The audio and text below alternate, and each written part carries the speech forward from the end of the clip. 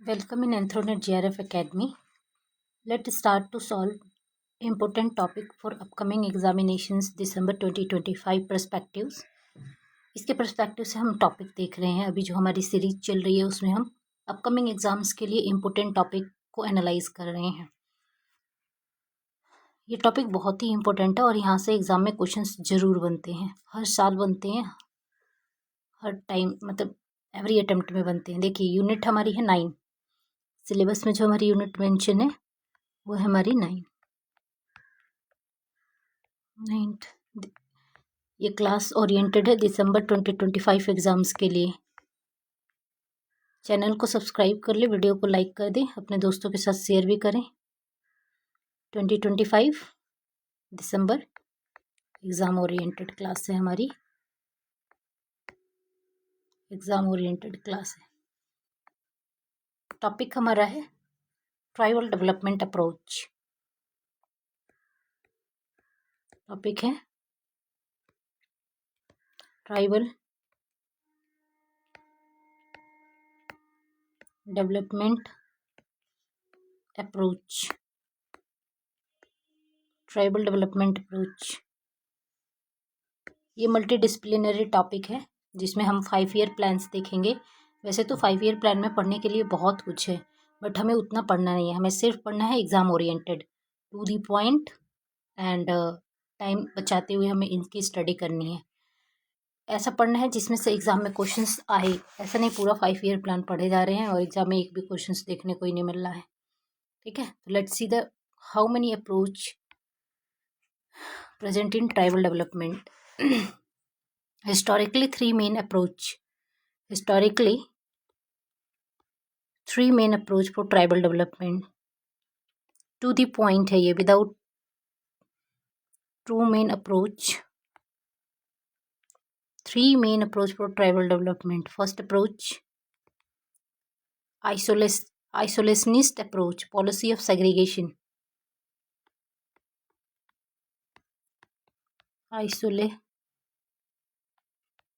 Isolationist approach is called policy of segregation.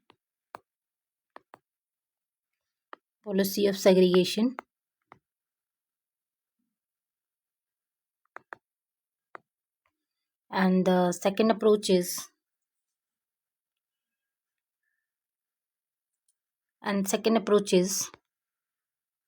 assimilation approach. Assimilationist approach. Assimilation approach. And third one is integration approach.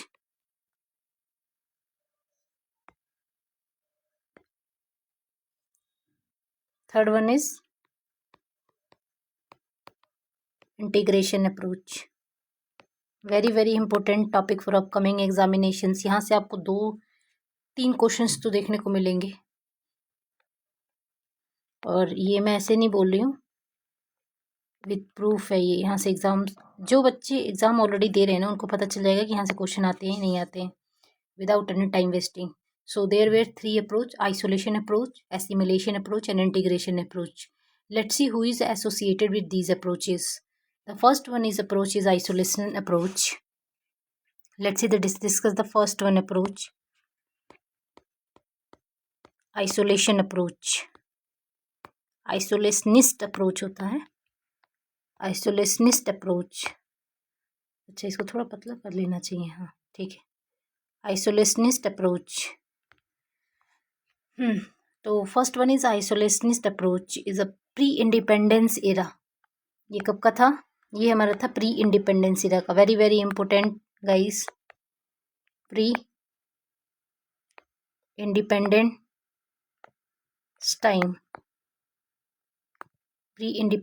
Time. Okay, the first one is, let's see the who is very important in this approach.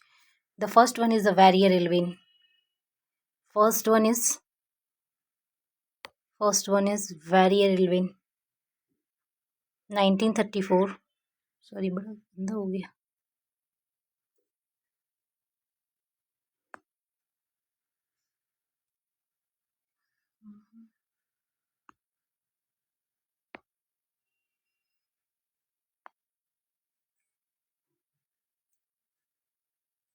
Calligraphy में क्या होगा, let's see.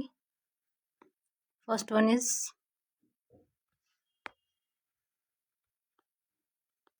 Nineteen 34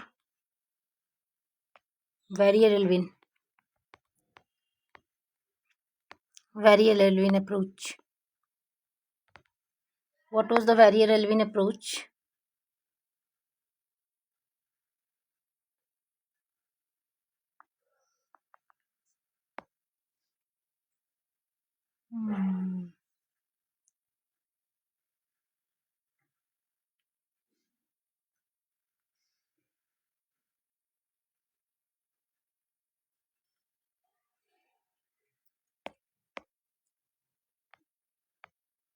okay, first one is a Verrier-Elwin approach. देखिए Verrier-Elwin ने क्या approach दिए थे, इन्होंने approach दिया था नेशनल पार्क का। What was the concept?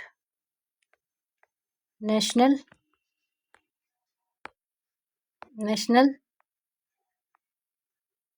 Park. इन्होंने नेशनल पार्क का कॉन्सेप्ट दिया था। क्या था नेशनल पार्क का कॉन्सेप्ट? इन्होंने कहा था specimen in human zoo, support establishment of national park, specimen in human zoo. Let's see, just 1 minute. बहुत इंपॉर्टेंट क्लास है, आप लोग इसे जरूर देखिएगा और यहाँ से एग्जाम में क्वेश्चंस भी आएंगे, टू द पॉइंट है। ठीक है, इन्होंने आइसोलेशन का अप्रोच दिया था, सपोर्ट किया था। इन्होंने कहा था कि national park specimen in human जू, स्पेसिमेन इन ह्यूमन जू, स्पेसिमेन इन ह्यूमन जू, स्पेसिमेन इन ह्यूमन जू, किसी भी नाम से पूछ सकते हैं। नेशनल पार्क का कॉन्सेप्ट ये पूछा जा चुका है, कि नेशनल पार्क का कॉन्सेप्ट किसने दिया था। ठीक है, नेशनल पार्क का कॉन्सेप्ट पूछा जा चुका है। Tribal contact with outsider reduce the minimum, मतलब ट्राइबल का जो कॉन्सेप्ट होना चाहिए, ट्राइबल कॉन्सेप्ट जो होना चाहिए वो मिनिमम होना चाहिए। ट्राइबल कॉन्टैक्ट जो होना चाहिए मिनिमम होना चाहिए। इन्होंने ये कहा था, ट्राइब को आइसोलेशंस में रहना चाहिए इस नेशनल पार्क के कॉन्सेप्ट में। और इन्होंने जो आइडिया दिया था 1941 में, वो इनका आइडिया था आइसोलेशनिज्म का आइडिया था। इन्होंने ही सबसे पहले आइसोलेशनिज्म का आइडिया दिया था 1942 में। इन्होंने ही सबसे पहले आइसोलिज्म का आइडिया दिया था 1942 में। Let's move on the next. And area wise isolation began in 1917। देखिए ये टॉपिक अब यहाँ से आते हैं कि एरिया वाइज आइसोलेशन कब बिगिन हुआ था। Area wise isolation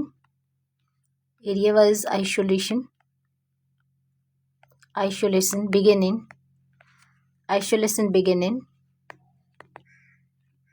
1870 by government of India and schedule track इसी टाइम पे स्टार्ट किया गया था। And backward track and schedule area, ये कॉन्सेप्ट 1870 का है। बैकवर्ड ट्रैक का कॉन्सेप्ट था, बैकवर्ड ट्रैक। एंड जो नेक्स्ट कॉन्सेप्ट आया था वो शेड्यूल एरिया का concept, very very important concept, schedule area के बारे में हम लोग बहुत अच्छे से पढ़ते हैं कि शेड्यूल्स एरियाज होते हैं बहुत सारे। तो शेड्यूल एरिया का कॉन्सेप्ट कब आया था? आइसोलेशन अप्रोच में 1870 में। Partially excluded area,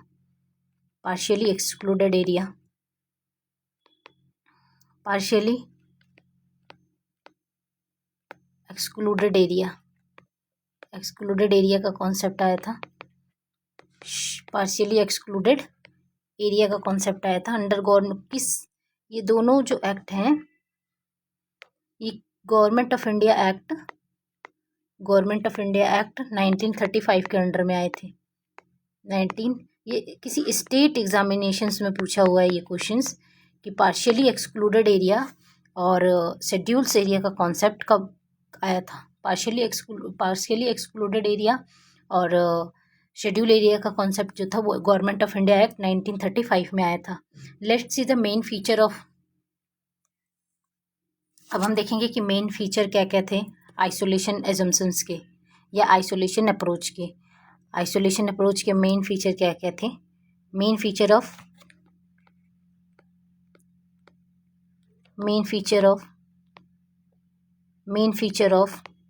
isolation approach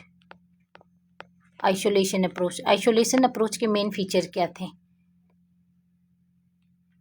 isolationist होता है, आप लोग देख लेना। आइसोलेशनिस्ट अप्रोच के मेन फीचर क्या थे? आइसोलेशनिस्ट अप्रोच के जो मेन फीचर थे वो basically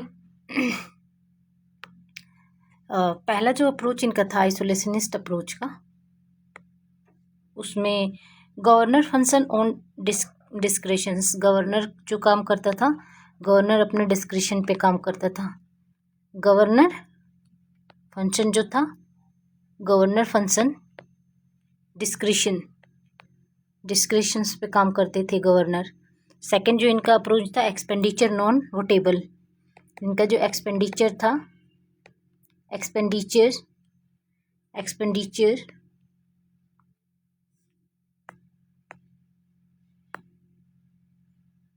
expenditure is non votable, expenditure जो था वो नॉन वोटेबल था। थर्ड जो हमारा था discussion matter prior concern with governor, यानी जो भी मैटर डिस्कस किया जाना है, discussion matter prior concern with governor, prior concern with governor. So this is a main feature of isolationist approach. So this one is a first approach which is follow for the tribal development. Let's see the second approach. What was the second approach for tribal development? This one was the first approach of the tribal development approach, as isolationist approach. Let's see the second approach of tribal development. Second approach is assimilations. Let's see the assimilation approach. In isolation approach में हमारे कौन थे? Barrier Alvin थे। Barrier Alvin ने national park का concept दिया था और उन्होंने कहा था ट्राइब को क्या होना चाहिए, आइसोलेशंस में ही रखा जाना चाहिए, क्योंकि उनके अपने ट्रेडिशन और अपने कल्चर होते हैं। और यहाँ से ये PYQ बन चुका है। सेकंड जो अप्रोच है वो है एसिमिलेशनिस्ट अप्रोच। एसिमिलेशनिस्ट अप्रोच है। एसिमिलेशनिस्ट अप्रोच में कौन आते हैं, चलिए देखते हैं। एसिमिलेशनिस्ट अप्रोच में हमारे यूनिट 10 में एक इंडियन एंथ्रोपोलॉजी, यूनिट 9 में हमारा एक कॉन्सेप्ट मेंशन है, उसको कहते हैं इंडियन एंथ्रोपोलॉजीज। इंडियन एंथ्रोपोलॉजी में दो लोग एक दूसरे के अपोजिट काम करते हैं। First one was GS Ghurye and second one was Verrier Elwin. तो वैरियर एल्विन ये कहते हैं कि tribe should be isolated and the GS Ghurye said कि tribe should be assimilated. Let's see the assimilation approach for the tribal development. The tribal people either mingle with the non-tribal. GS Ghurye said, very important personality. कोई GS घूरिये पढ़ता है, कोई GS घूरिये, जो भी आपको suitable लगे आप लोग पढ़ सकते हो। मैं GS घूरिये पढ़ती हूँ क्योंकि मैंने जिस प्रोफेसर से पढ़ा था वो घूरिये ही प्रोनाउंस करते थे, Govind Sadashiv Ghurye. And Govind Sadashiv Ghurye he gave the tribal people should be mingled with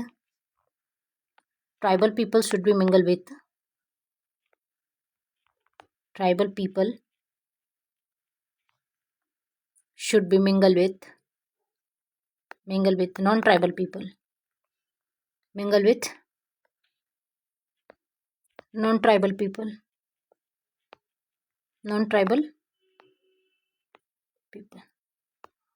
Tribal people should be mingled with non-tribal people. And GS Ghurye characterized tribal as a backward Hindu. इन्होंने क्या कहा था ट्राइब्स को? very important.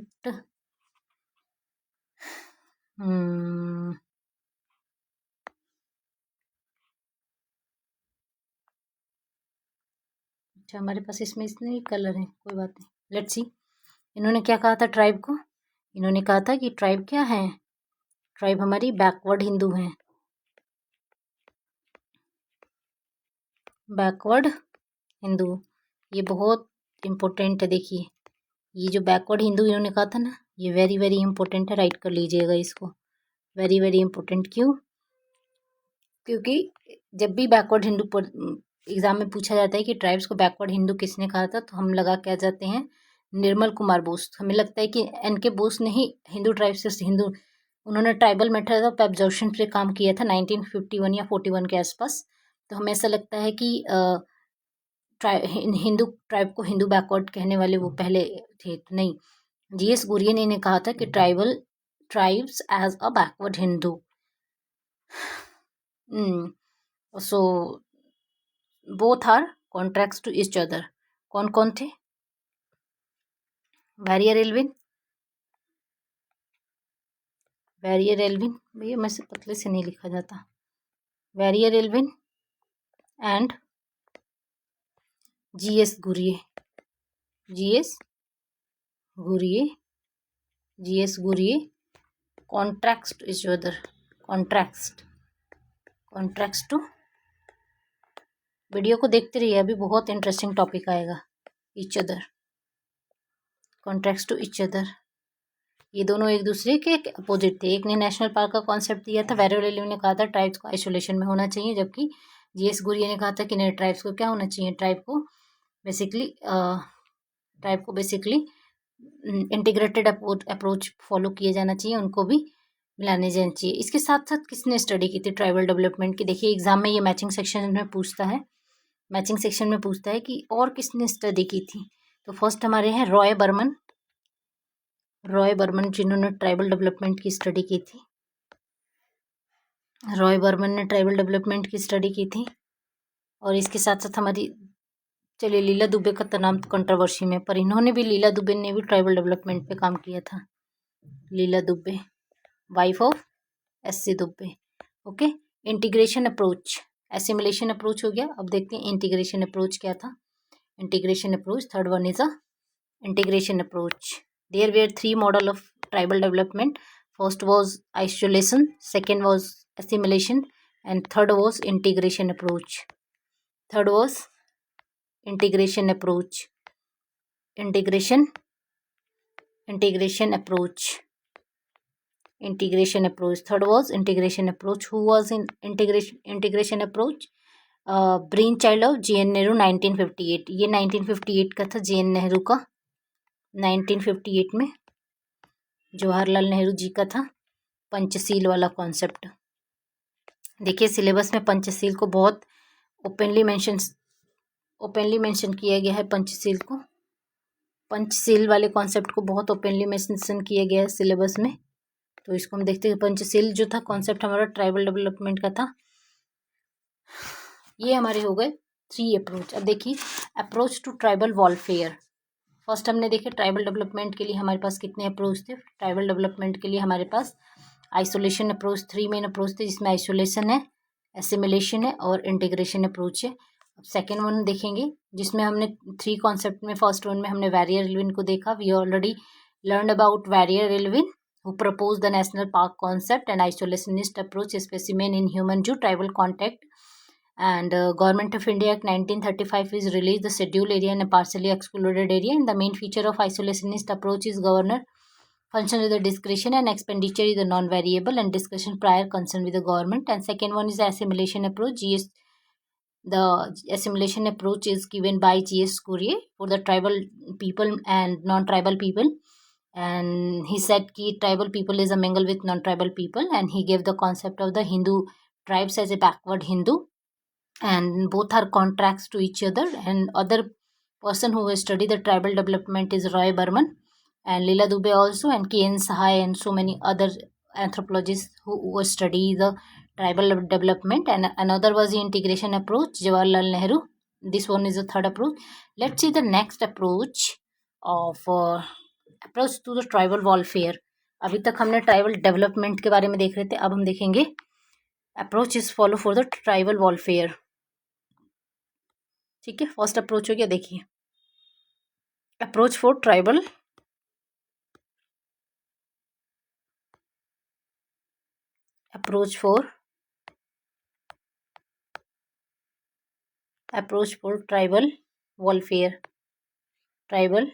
Warfare, approach for tribal welfare. There were first one is a political approach. देखिए यहाँ से questions बनते हैं, ध्यान से देखिएगा। Second one is administrative approach, और एक अप्रोच और होता है वो हम देखेंगे। सबसे पहले हम देखते हैं फर्स्ट अप्रोच। फर्स्ट अप्रोच हमारा क्या है? First approach is a political approach.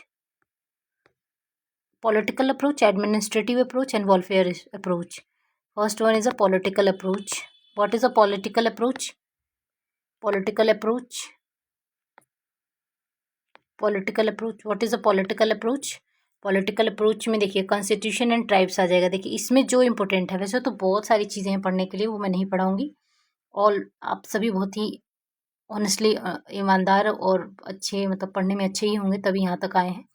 तो अब मैं यहाँ से सिर्फ वो पढ़ाऊँगी जो एग्ज़ाम में पूछा जाता है 2020 अपडेटेड वर्जन के तौर पे। देखिए क्या है हमारा यहाँ पे हम देखेंगे एक्ट के बारे में। कौन सा एक्ट देखेंगे मैम? हम देखेंगे कि हमारा शेड्यूल ट्राइब एक्ट, यानी constitutional schedule tribe order act कब आया था। फर्स्ट एक्ट देखेंगे हम, एक्ट देखेंगे, ध्यान से देखिएगा। और यहाँ में बाद में अगर हो सकेगा तो कॉन्स्टिट्यूशनल से फगाट बता दूंगी। बट यहाँ से जो क्वेश्चंस आते हैं, देखिए ये सारे क्वेश्चंस हमारे वेरी वेरी इंपॉर्टेंट है, 2025 में पूछे गए हैं। 2025 के क्वेश्चंस है, ध्यान से देखेंगे। देखिए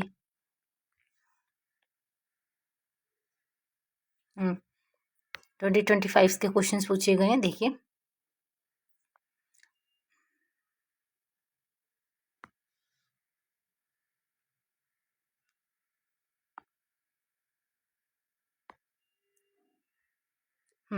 फर्स्ट एक्ट जो है हमारा वो है कॉन्स्टिट्यूशन शेड्यूल ट्राइब ऑर्डर या कॉन्स्टिट्यूशनल ऑर्डर। कॉन्स्टिट्यूशनल ऑर्डर कब आया था मैम? कॉन्स्टिट्यूशनल शेड्यूल ट्राइब और कॉन्स्टिट्यूशनल ऑर्डर। कॉन्स्टिट्यूशनल ऑर्डर कब आया था? 1950, सबसे पहले आया था ये 1950। फिर कॉन्स्टिट्यूशनल ऑर्डर, देखिए ये कॉन्स्टिट्यूशनल शेड्यूल ट्राइब ऑर्डर है, ध्यान से देखेंगे, ध्यान से देखेंगे, एग्जाम में कंफ्यूज करेगा यहाँ से। सेकेंड है कॉन्स्टिट्यूशनल, कॉन्स्टिट्यूशन की स्पेलिंग सही है, CONSTITUTI, सही तो है। Constitutional schedule tribe part state, constitutional schedule tribe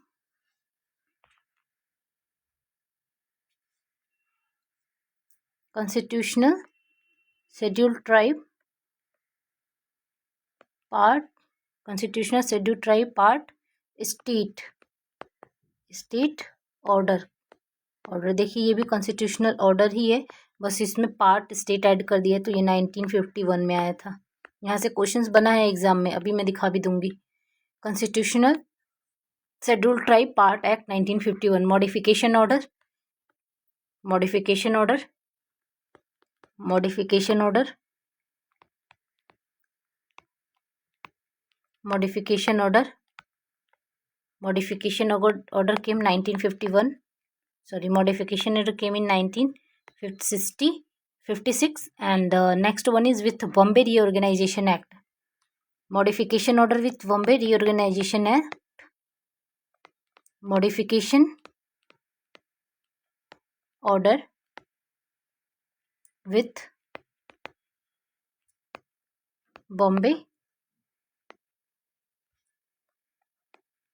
Reorganization Act, Bombay Reorganization Act came in 1960। अब स्टोरी शुरू होती है यहाँ से 1960।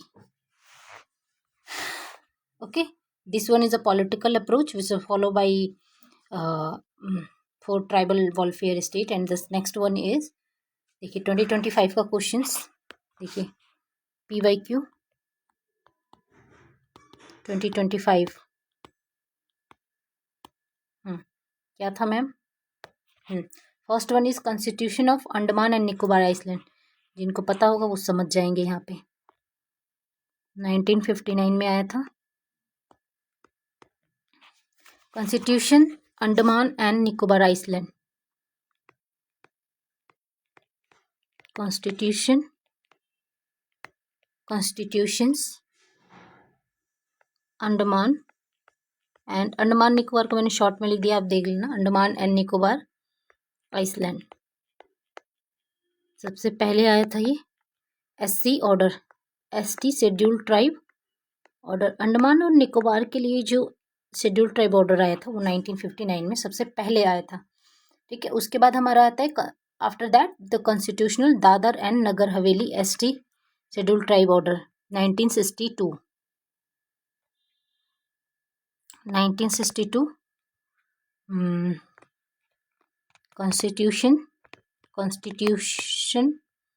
Constitution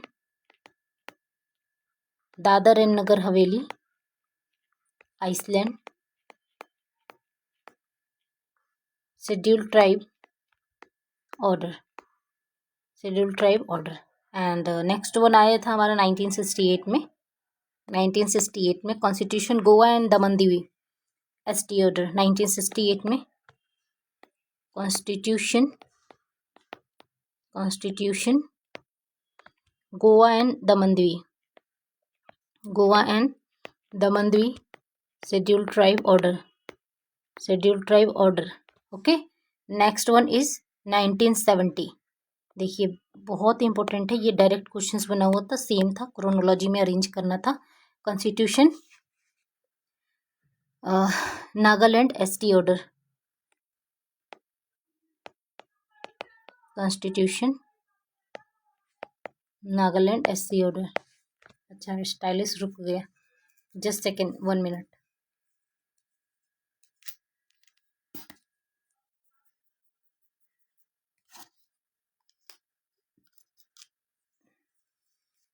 constitution Nagaland ST order 1970। Constitution Nagaland ST order 1970 and constitution for SC ST ये आया था हमारा, ऐसे ही आया था, देखिए ये लास्ट था 1973-74 में। कॉन्स्टिट्यूशन फॉर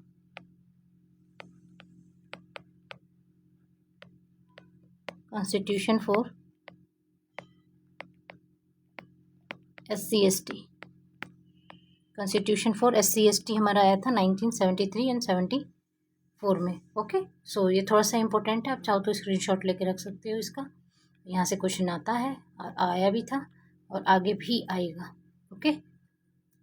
अब हम देखते हैं जो हमारा एडमिनिस्ट्रेटिव अप्रोच है, ये तो हमारा है पॉलिटिकल अप्रोच। सेकेंड वन हमारा है पॉलिटिकल अप्रोच, सेकेंड वन हमारा है political approach, second one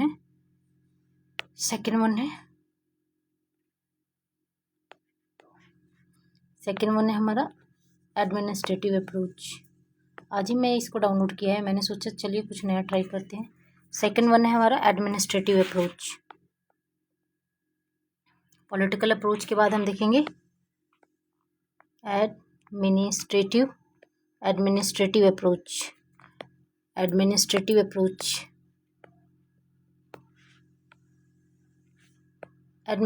approach में क्या होगा, अब यहाँ से स्टोरी हमारी शुरू होती है। जब एग्जाम में क्वेश्चन आते हैं ना, बस हम उन्हें ही पढ़ेंगे, इसमें और पेज ऐड नहीं हो सकते क्या? आगे नहीं जा रहा है क्यों?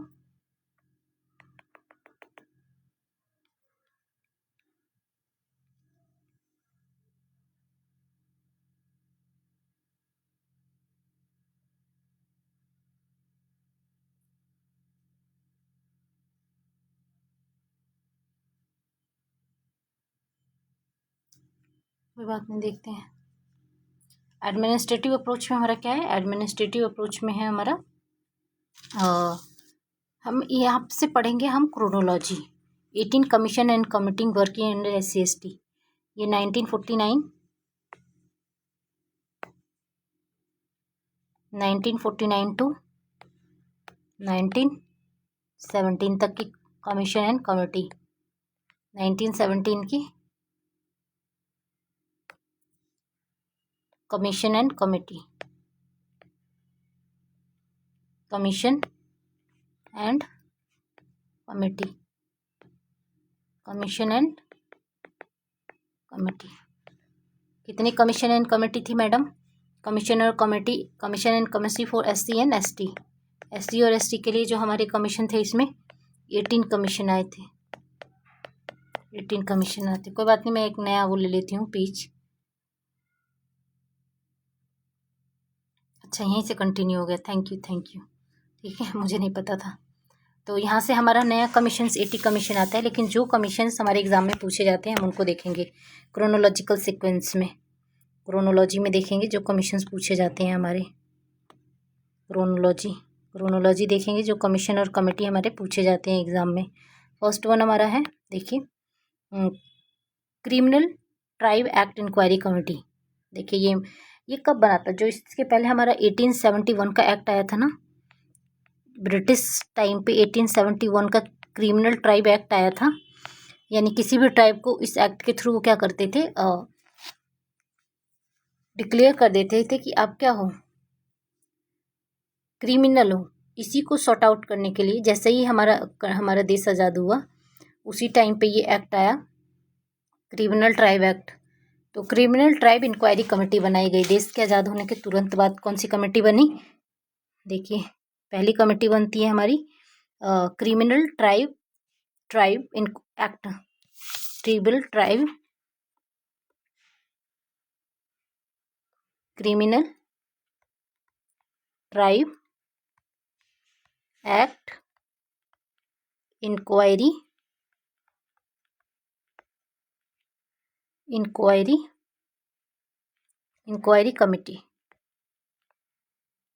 कमेटी की criminal tribe act inquiry committee बनी थी, जो 1949 में बनी थी।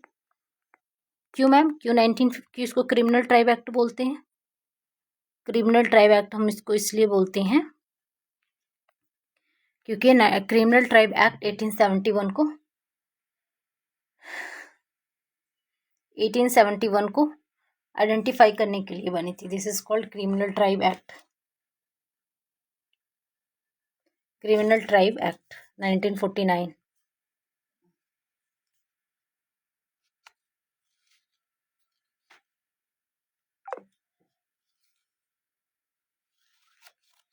Criminal Tribe Act Inquiry Committee 1949, and the second committee was very important committee, is a backward class commissions.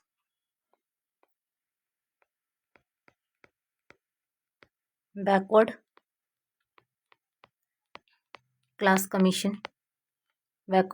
commission 1953। Backward class commissions जो बना था वो हमारा 1953 में बना था, 1953 टू 1955, जिसे हम काका कालेकर कमेटी भी कहते हैं।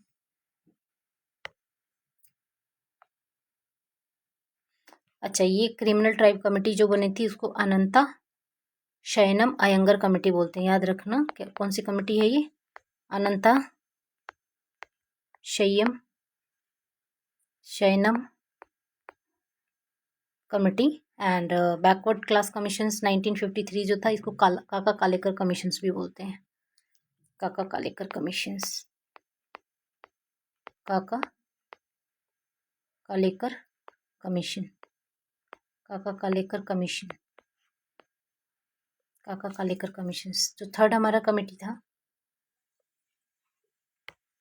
थर्ड कमेटी जो हमारी थी वो थी एस्टिमेट कमेटी ऑफ पार्लियामेंट। ध्यान से पढ़ेंगे, एस्टिमेट कमेटी ऑन पार्लियामेंट, ये 1958 में बनी थी।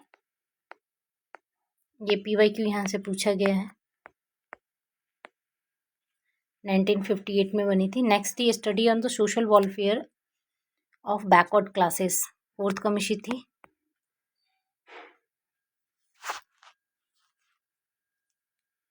हेलो,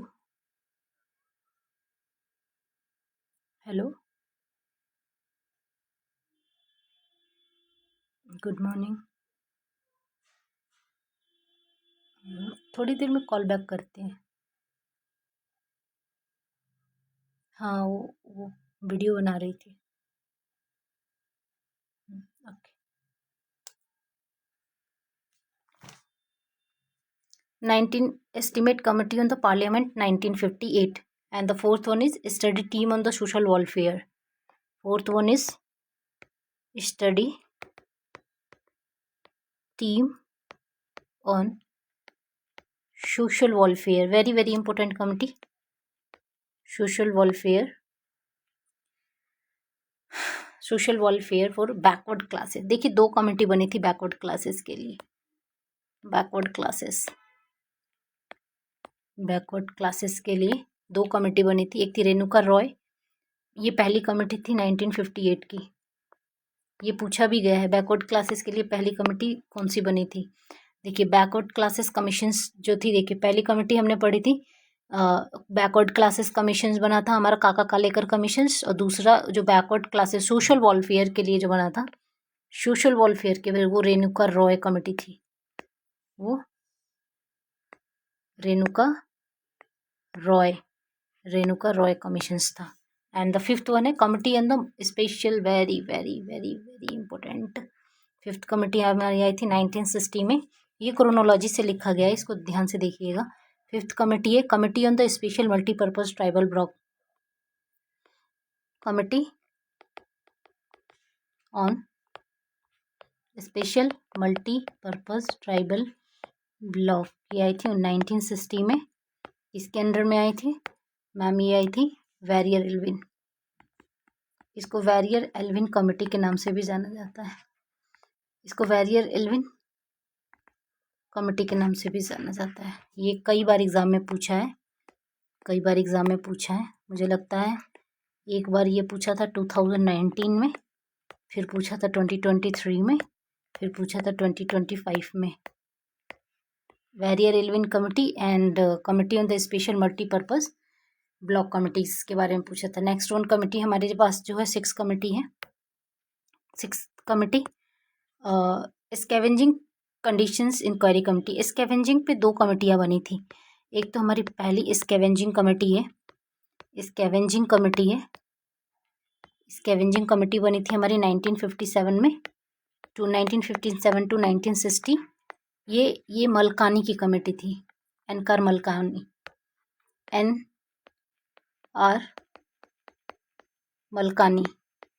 और जो सेकंड कमेटी हमारी बनी थी उसको हम आगे देखेंगे, क्रोनोलॉजी में वो आगे है। Schedule area and schedule tribe commission. देखिए अब फिर से ये क्वेश्चंस कई बार पूछा गया है एग्जाम में, ये 7th number, schedule area and schedule tribe commissions. Schedule area and schedule tribe commissions. First schedule area and schedule tribe commissions कब बना था? ये कमीशंस बना था 1960 टू 61। कौन सा कमीशन था मैम? ये जो कमीशन था ये यूएन देवार कमीशंस था, यूएन देवार कमीशन, इसको याद रखेंगे, यूएन देवार कमीशंस। ये PYQ है, ईयर मुझे याद नहीं पर ये पूछा गया है, ठीक है। ये हमारे कुछ कमीशंस और कमेटी हो गए जो इम्पोर्टेंट है। इसके बाद देखिए कुछ और भी इम्पोर्टेंट है, लेट मी चेक और कौन कौन से हैं, अब मुझे याद नहीं आ रहा है, इतने ही मुझे याद थे, ठीक है। नेक्स्ट हमारा है, देखिए मैंने कहा था ना 2 कमीशंस बने हुए स्कैवेंजिंग पे।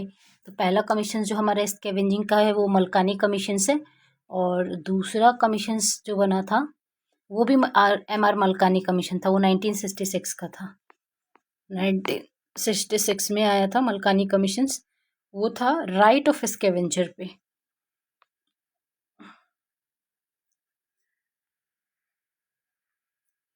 वो था हमारा राइट ऑफ स्कैवेंजर पे। ये स्कैवेंजिंग कमेटी थी और वो थी हमारी राइट ऑफ स्कैवेंजर्स, ठीक है। तो ये भी MR मलकानी कमीशन था। फिर देखिए स्पेशल, अभी हमने देखा था कि special multipurpose tribal block committee आई थी कब? हमारी 1960 में, जो वैरियर एल्विन की कमेटी थी। उसके बाद हमारी special working group cooperation for backward classes, backward classes commission में हमने 2 देखे थे, अभी मैं एक्सप्लेन कर दूंगी अच्छे से, 2 मिनट में रिकॉल हो जाएगा। सबसे पहले हम देखते हैं special working group cooperation. Special working group cooperation, cooperation for backward classes, cooperation for backward classes, backward classes ये हमारा आया था 1961 में, 61 to 62 की बात है। और इसको बोलते हैं भार्गवा कमेटी। ये बहुत इंपॉर्टेंट है, ध्यान से देखिएगा। MP भार्गवा कमेटी थी जिसमें उन्होंने कोऑपरेशंस की बात कही थी बैकवर्ड क्लासेस की। MP भार्गवा कमीशन था जिसमें इन्होंने कोऑपरेशंस की बात कही थी। ठीक है, चलिए अभी एक्सप्लेन करूँगी, इसको कंप्लीट कर लेते हैं पहले। हमारा 9 कमीशन है, 9 कमीशन है advisory committee on revision of SC/ST list. ये इंपॉर्टेंट है, ये पूछा गया है PYQ में, PYQ में ये पूछा गया है। बेसिकली इसको revision of SC/ST list committee बोलते हैं। Revision of SC/ST list committee, list committee होती है revision of SC/ST list committee. Revision of SC/ST list committee है, कमेटी ये कब आई थी मैम? तो ये हमारी आई थी 1965 के आसपास, 65 के आसपास आई थी। कमेटी के हेड कौन थे? इसको बोलते हैं हम BN लोकूर कमेटी, याद रखिएगा, BN Lokur committee, BN Lokur committee. और इसको इसी नाम से पूछा है कि BN लोकूर कमेटी क्या है, BN लोकूर कमेटी क्या है, इसी नाम से पूछा है PYQ में कि BN लोकूर कमेटी क्या है। तो BN लोकूर कमेटी क्या है? इसमें SC/ST के लिस्ट के रिविजन्स के लिए ये कमेटी लाई गई थी। ठीक है, नेक्स्ट कमेटी है committee on tribal economy, committee of tribal economy in forest. देखिए अब जो है ना ये बहुत इजी है, इसको हम क्या करेंगे ना समझ जाएंगे। जो अब बर्मन कमेटी है, देखिए 3 कमेटी आई थी लास्ट में। पहली कमेटी थी हमारी, देखिए इसके बाद जो हमारी 12th कमेटी आएगी, 18 कमेटी के बारे में हमने पढ़ा था, तो 12 कमेटी आएगी committee on tribal economy in forest area. ये एग्जाम में पूछा हुआ है, committee on tribal economy in forest area, in forest area. कब कमेटी आई थी ये कमेटी आई थी 1965 to 1967। बहुत इजी है इसको याद करना। अभी देखिएगा कैसे समराइज करती हूँ। हरी सिंह कमेटी के नाम से इसको जानते हैं। नेक्स्ट कमेटी थी हमारी 13 committee, working group land allotment of schedule caste and their representations. Working group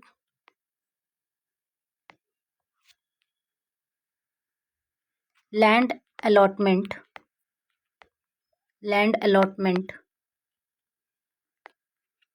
schedule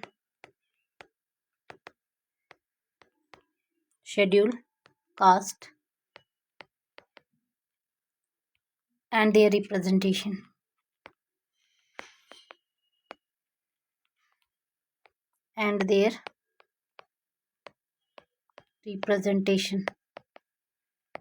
ठीक है, ये कमेटी आई थी, ये MR यार्डी कमेटी थी 1967 की।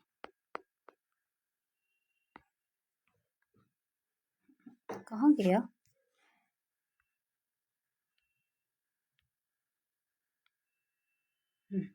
ठीक है, ये हमारी 1967 की कमेटी थी।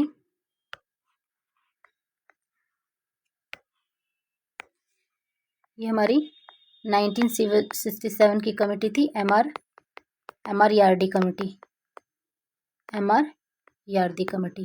ठीक है, और सबसे लास्ट में आई थी committee on untouchability, committee on untouchability, committee on untouchability,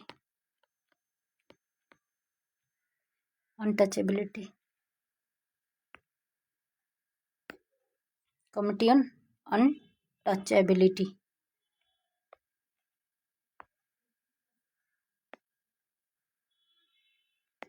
committee on untouchability, ये कमिटी आई थी हमारी, कब आई थी मैम? ये भी इम्पोर्टेंट कमिटी है, 1969 में। ये economic educational development for schedule, ये है हमारी कमिटी जो है वो इकोनॉमिक, ध्यान से देखिएगा,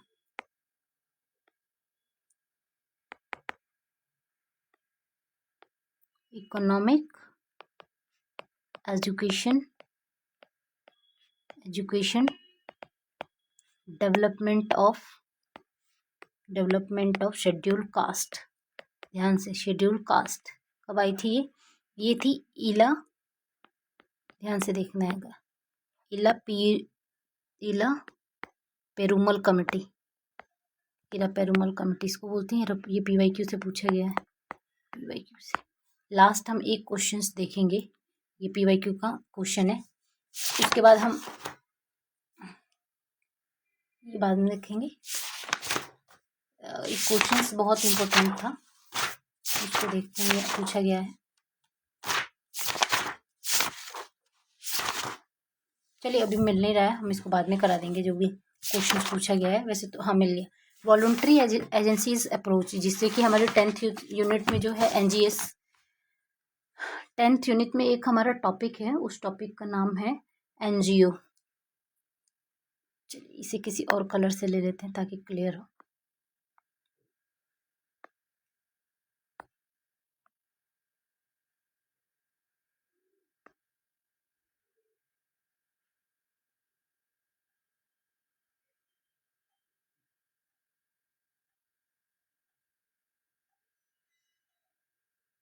ठीक है, देखिए एक क्वेश्चन पूछा गया था, कितना गंदा लिख रहा है। एक क्वेश्चन पूछा गया था, क्या था मैम क्वेश्चन था, भारतीय आदिम जाति सेवक संघ, एनजीओ का टॉपिक है ये, एनजीओ का टॉपिक भी हम देख लेंगे। भारतीय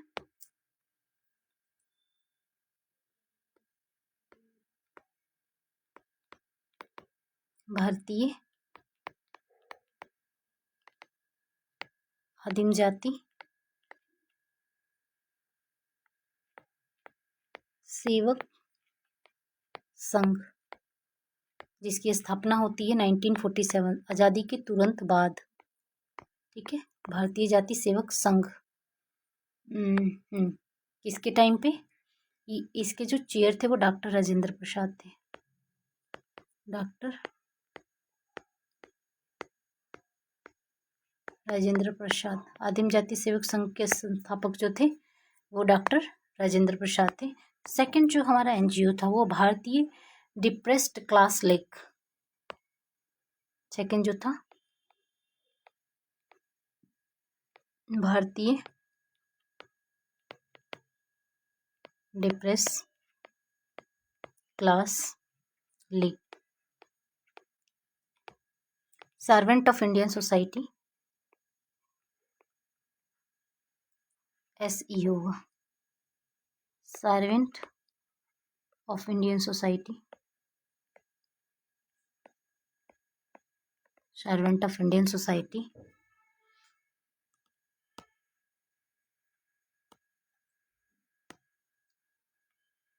सर्वेंट ऑफ इंडियन सोसाइटी। इसके बाद आएगा all India backward classes,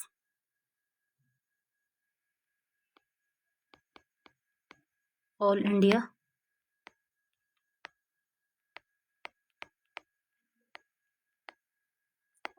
backward classes. फिर आएगा फेडरेशन ऑफ इंडियन काउंसिल,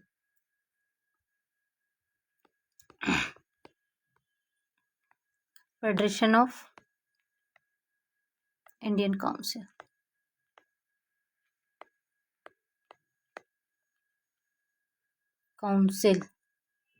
ये हमारा था एवी ठाकर, महात्मा गांधी और एवी ठाकर के द्वारा, महात्मा गांधी और एवी ठाकर के द्वारा, एवी ठाकरे जिसको बोलते हैं। ठीक है, तो ये हमें याद रखना है। और ये वैरियर एलिवन के कॉन्सेप्ट को किसने क्रिटिसाइज किया था? ठाकर ने। उनके साथ साथ देखिए वैरियर एलिवन की किताब जो आई थी वो आई थी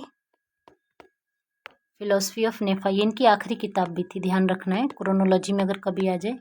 philosophy of NEFA, philosophy of NEFA इनकी किताब थी 1957 की, और इसको क्रिटिसाइज किया था। ये भी PYQ है। इसको क्रिटिसाइज GS कुरियन ने तो किया था, उसके साथ साथ जो क्रिटिसाइज किया था वो ठाकर ने किया था। A.V. ठाकरे ने इसको क्रिटिसाइज किया था। तो आज की क्लास हम यहीं पे एंड करते हैं। अगर आपको इसका सेकंड पार्ट चाहिए तो आप मुझे बताइए, उसके अकॉर्डिंग ही मैं वीडियो बनाऊंगी। मुझे आइडिया नहीं लग रहा है कि ये क्लास कैसी है, तो क्योंकि मुझे ये सारे क्वेश्चंस इंपॉर्टेंट लगे, that's why I am making this video. And please give me what's your feedback. Okay, देखिए इसको एक जस्ट 5 मिनट्स में रिकॉल करते हैं। सबसे पहले हमारी जो कमेटी बनी थी, देखिए ट्राइबल डेवलपमेंट अप्रोच हमारा 9th यूनिट का है, जिसमें 3 मेन अप्रोच को दिया गया: isolationist, assimilationist and integration approach. Isolationist approach is supported by Varial Elwin. It was 1934 and he gave the concept of the national park idea.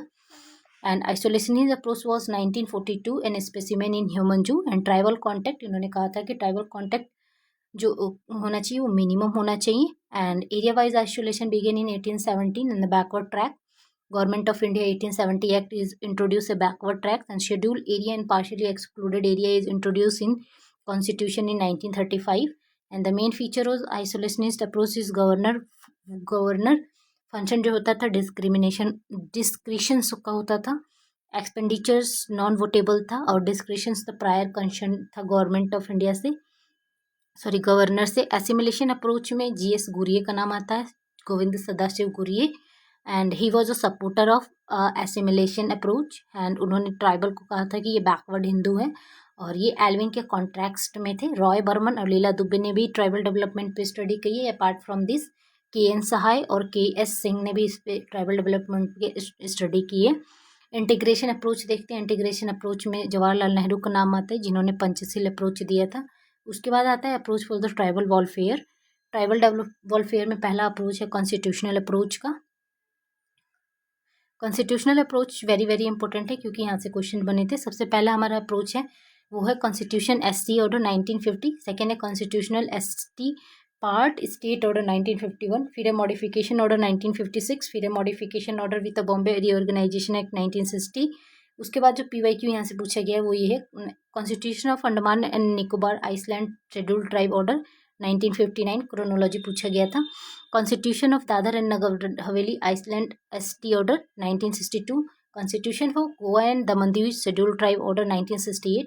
And constitution Nagaland scheduled tribe order 1917. Constitution for SC/ST 1973.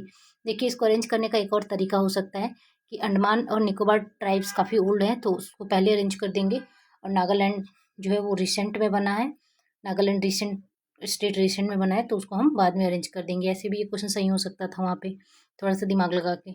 फिर आता है administrative approach. Administrative approach जो होता है वो हमारा 1949 to 1970 का था. इसमें डिफरेंट टाइप के कमिटी एंड कमीशन आते हैं, जिसमें SC/ST के लिए 18 कमेटी बनी थी.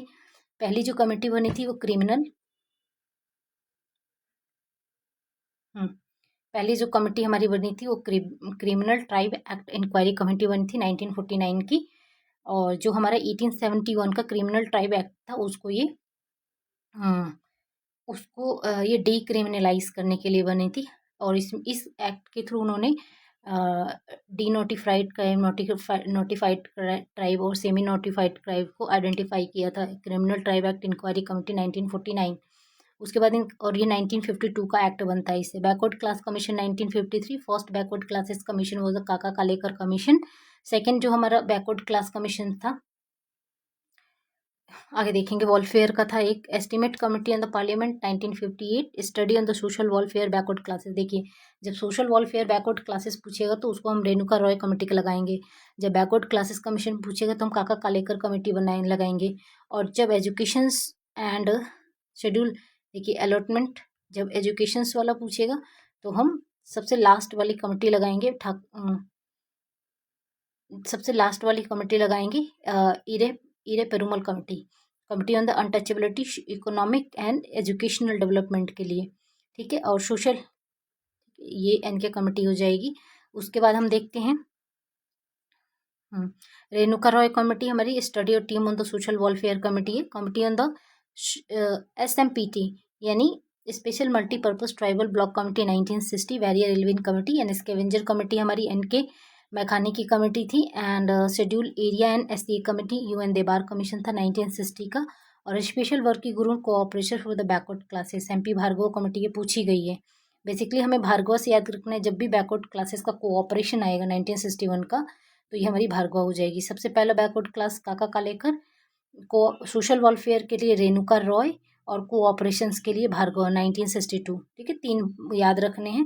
उसके बाद लोक्यूर कमेटी याद रखनी है। लोक्यूर कमेटी क्या थी? Revision of SC and ST list. उसके बाद हमारा आता है committee on the tribal economy and the forest area. Forest कैसा होता है? हरा हरा, तो हरि सिंह इसके चेयरमैन थे। Working group of land allotment scheduled caste and their representation, scheduled caste वाला याद रखना है, इसके MRERD थे। कमिटी ऑन द अनटचेबिलिटी 1961 में वेरी वेरी इंपॉर्टेंट पूछी गई है PYQ में। इरा पुरुमल कमेटी थी, इकोनॉमिक और educational development of schedule cast के लिए बनी थी। उसके बाद ये PYQ पूछा गया है, आप देख लेना, फिलोसफी ऑफ नेफा।